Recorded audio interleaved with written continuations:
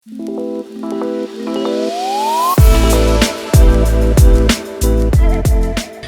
for individual investors, we will provide a clear, transparent report of the investment itself, and our objective there is really to help kind of ease anxiety for the investor, because given an investment proposition, the questions kind of fire up everywhere, and without sufficient clear answers, it can be very, very stressful to go through that whole process. So we understand that people will, as investors, will make decisions for and against investments, but we want to make that process as smooth and as manageable as possible. So we understand that due diligence is not necessarily the cheapest activity you can go for in the world.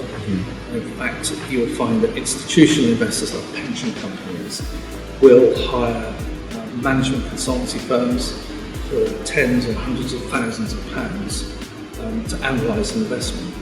Clearly that's absolutely not on the cards for most investors.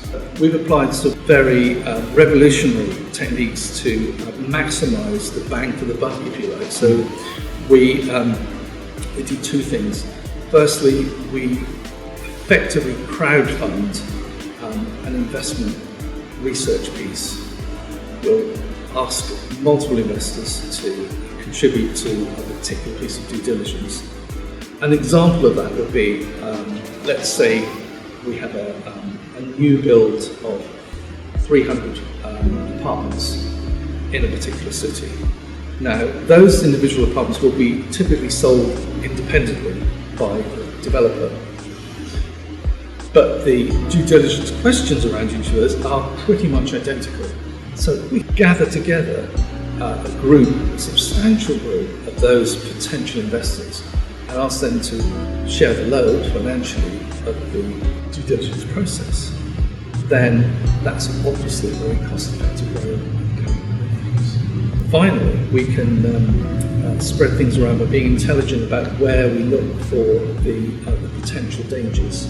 We don't look everywhere, so we're not covering 100% of all possible dangers, because that would again put us out of the pricing that is feasible for most investors. We believe that we typically obtain 80% of that rich due diligence that the management consultants would give for around 20% of the cost.